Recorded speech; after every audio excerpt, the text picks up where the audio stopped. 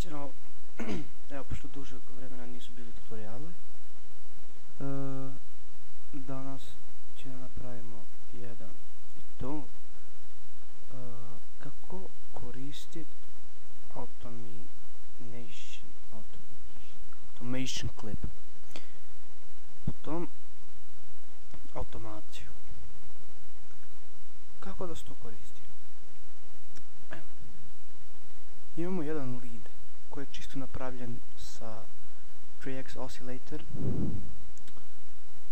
i čisto samo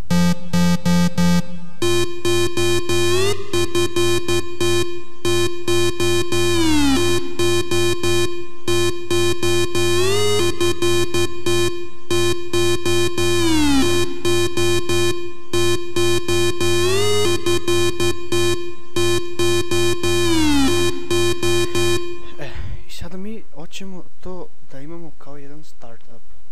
To ćemo sad napravimo, samo da nađem neki dobar kick. Ovo je dobro. I na sve 4.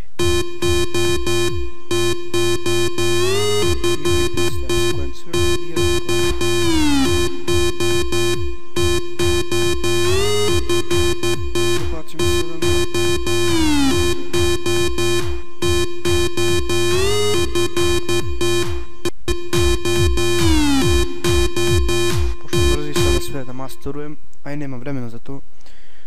Radit ću sa Sangudizerom. Ovo T3, to ne treba vas da interesuje. To sam samo ja čas radio da bi imao bolji zvuk, jer ovo bez ovoga zvuči ovako.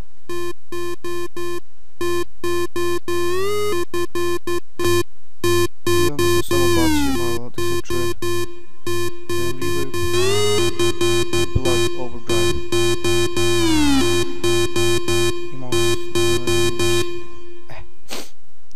Sada, šta vama treba, to mora da imate, svi morate da ima, to je jedan običan fruity filter.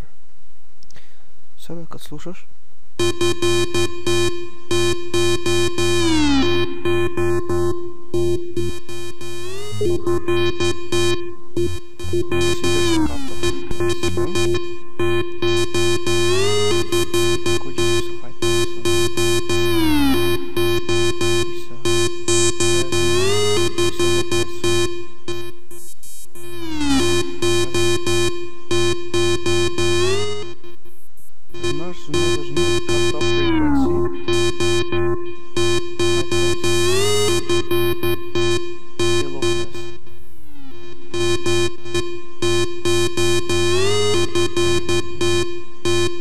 da radimo, ne ovako.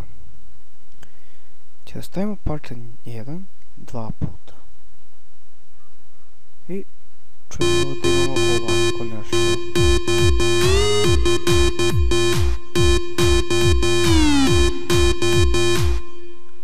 Nešto u elektro Dirty Dutch fazonu. Sad stavljamo frekvenciju od cut-offa skroz dolje i idemo na Create Automation Clip ovdje. Također na low pass možda stavimo i na volume ako hoćete, ali to nećemo sada. Sad kad otvorite opet mixer, playlist, će primijetiti da nešto ovdje došlo. I to nešto što može se pomjera gore dole. Sad ćete misliti šta on hoće nas da zjada, šta je ovo? Ne, već ovako. Vi to namestite tako kako vi hoćete da imate vaš startup. Izvinite sad za ovo. Normalno to sve ide na master highlight.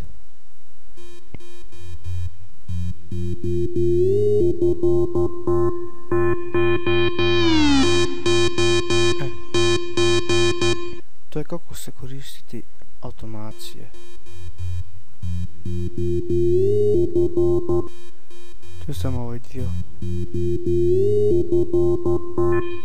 Možete vi naravno da ide brže, da ide sporije.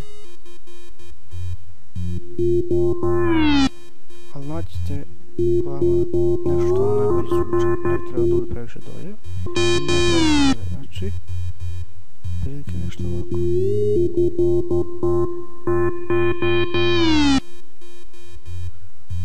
Da. To je bio tutorial kako koristiti